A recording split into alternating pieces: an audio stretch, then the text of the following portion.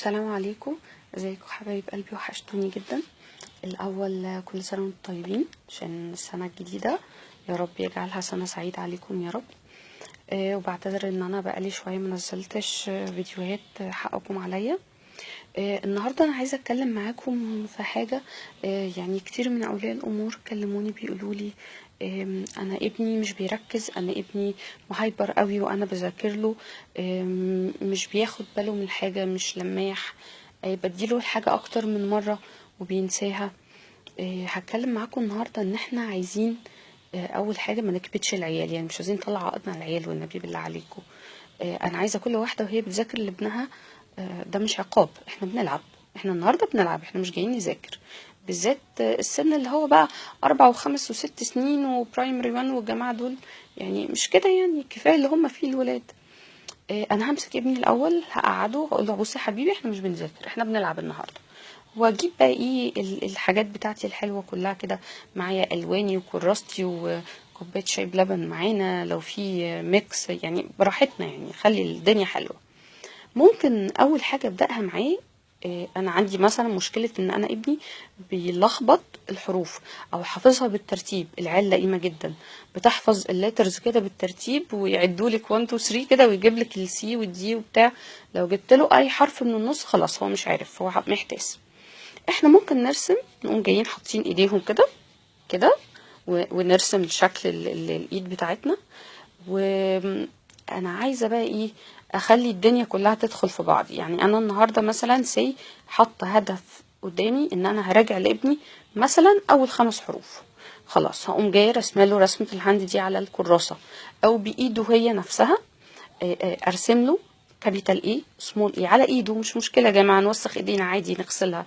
كابيتال بي سمول بي، كابيتال سي سمول سي. هعملها على ايده، على صوابعه كده من هنا، او هعملها على الرسمه اللي انا رسماها. اوكي طيب، انا النهارده رجعت ال5 دول. بعد كده بقى ايه؟ طب الليتر ده اسمه ايه؟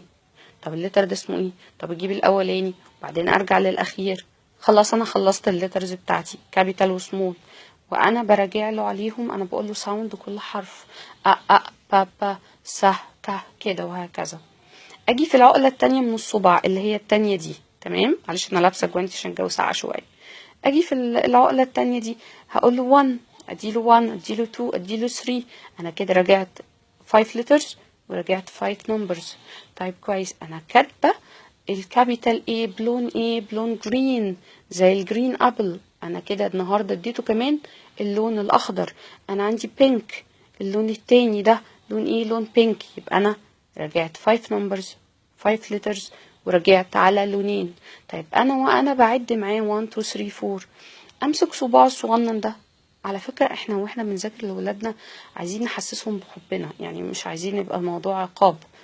طب انا عندي 1، طب انا هديلك 1 كيس للصباع ده. طب انا عندي 2، طب انا هديك 2 كيس للصباع ده، وامسك صباعه وابوسه 1 2، وتعدي 1 وبوسه و2 بوسه تانية 3، وتعدي 3 ايه بوسات. هو يبقى فرحان اصلا يعني. لو انت برضو كتبتيله بالقلم على صباعه هيزغزغه جدا، ويعني هتبقى في غايه الاستمتاع. الجماعه بتوع علم النفس وهم بيتكلموا عن الدراسه وازاي يعني ندرس للولاد الصغيرين. الموضوع فن، يعني الموضوع محتاج يبقى فيه كده ذكاء في التعامل. احنا مش بنتعامل مع ناس كبيره، انا لازم يكون عندي تواصل سمعي، يعني الولد اللي قدامي ده لازم يكون سامعني كويس. تواصل بصري، يا ريت بقى عيني تبقى في عينه، يعني احاول كده اشد انتباهه ليا، يبص لي انا. حتى لو بص هنا بص هنا، لا انا عايزاه يبقى مركز معايا، بس ما يشدوش بالعافيه يعني. وانا بديله او انا بذاكر له او انا، يا ريت لو في حضن، لو في بوسه، لو في طبطبه، لو في زغزغه، كل الحركات.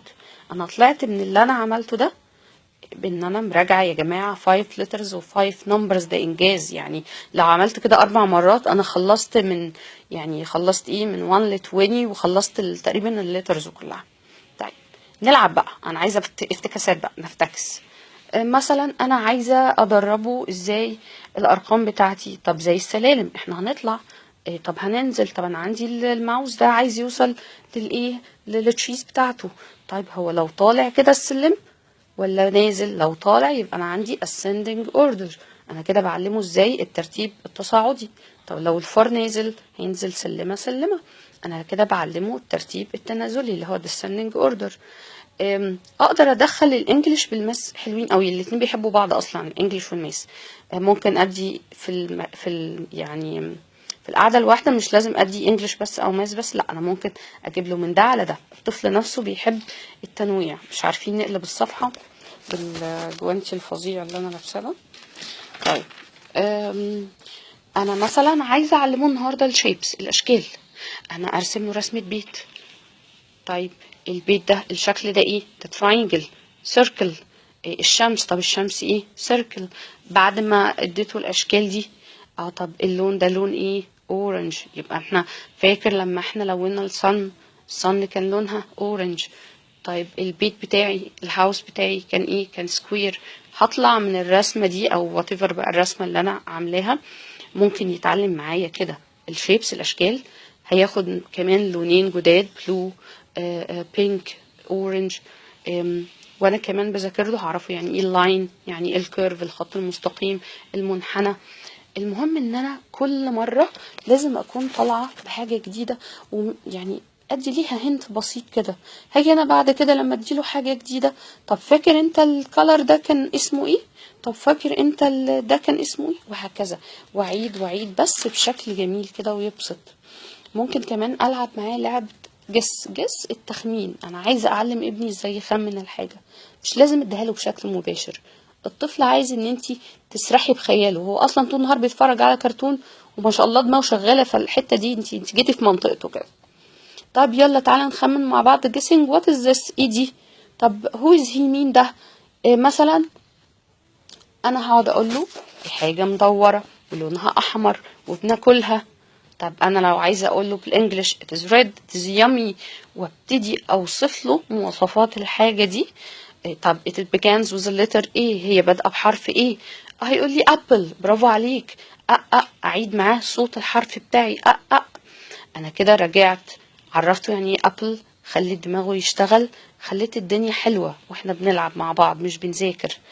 في حاجات كتير قوي انا ممكن استعملها وتبقى زي سوبر هيرو بالنسبه لي، او ايدز سهله قوي ان انا ممكن استعملها. لو في عروسه، لو في كوره، لو العروسه دي تمثل الحاجه، لو معايا الوان ارسم والون بيها، لو معايا ستيكرز الزقه. في كمان ستيكرز تعليميه كتير قوي اللي هي بقى الاشكال والالوان ومش عارفه ايه، في من الحاجات دي كتير جدا. يا سلام بقى لو في حلويات معانا رشوه يعني